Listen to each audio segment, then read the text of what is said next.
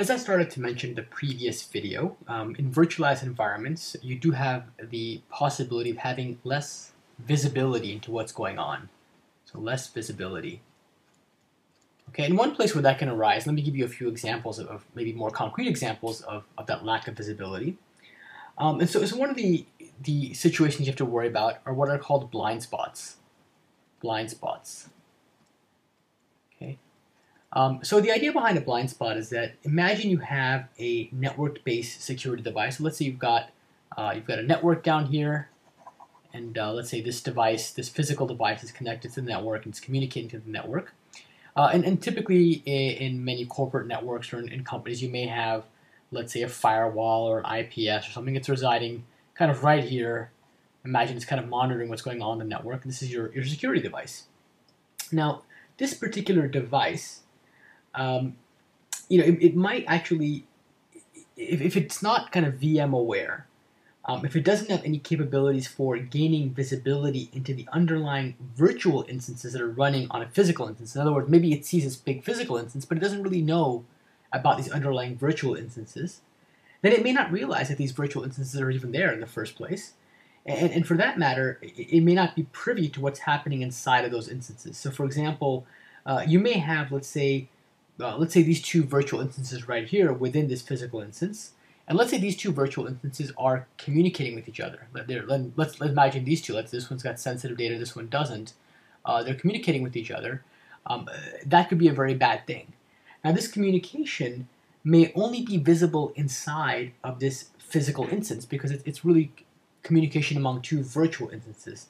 Unless this device, this security device, knows to even consider what's going on among the virtual machines inside of this physical instance, it's not really going to even know. It's not going to know about this communication. Effectively, all this communication will be, really the communication here will be invisible to the outside world. Okay, the device on the outside will be oblivious to that communication, and then as a result, you'll have this set of blind spots that are created. Okay, another situation to keep in mind is that you may also have a lack of what I call application level awareness. You may have a lack of application awareness. Okay, application awareness.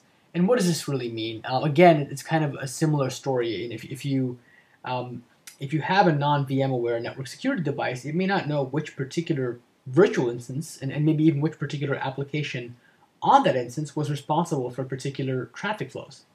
So as a result, it may allow traffic to go through even though, let's imagine you've got, let's say, a file sharing application. Let's say you've got a peer-to-peer file sharing application inside of this VM instance. And this application may be prohibited, may not be allowed at a particular company.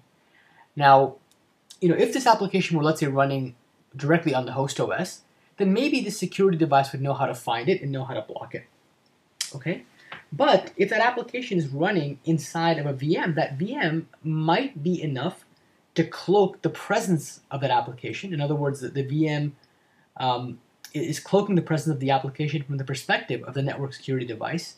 And again, we're going to imagine here this network security device is not VM aware. And so as a result, inside of this VM, it may not know about this peer-to-peer file sharing application. Hopefully that made some sense.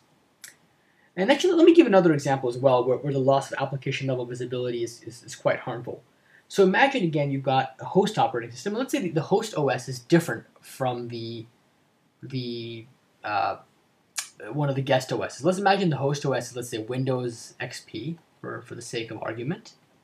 So imagine you've got a Windows XP host, and imagine that one of your virtual machine instances in here, let's say it's Ubuntu Linux, okay? So imagine you have Ubuntu Linux in here running on a Windows XP host. Okay, now let's imagine this is an old version of Ubuntu and it's got some security issues and so on and so forth. Now imagine that there is some malicious network traffic. Let's say there's some traffic, it's malicious on the network, and imagine it's got some kind of a Ubuntu related attack pattern. So it's got a Ubuntu attack of some sort. Okay, or let's say an attack that's specific to Ubuntu. Okay, now if you have a non-VM aware network security device, it may not alert on this traffic because it might infer that there's no reason to worry about a Ubuntu attack that's going to a Windows system, since the Windows system wouldn't be susceptible to a Ubuntu attack. And after all, what this device is maybe seeing is it's seeing this physical system, and it knows the physical system is running Windows XP because Windows XP was the host operating system.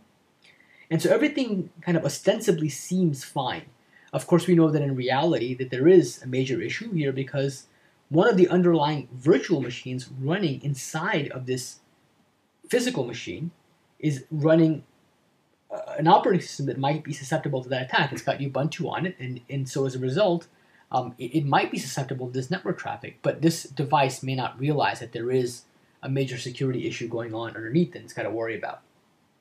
And I do want to stress again, and I think I want to, and I mentioned this in the last video as well, I want to mention it in this video, that these types of issues aren't necessarily insurmountable, but you do have to take some care. You do need to have your network security device have some level of kind of VM awareness, and it's got to be able to handle VM type traffic and with some level of care. And of course, when I say this, I do want to emphasize the devil is obviously in the details. It may not be that obvious on how to do it.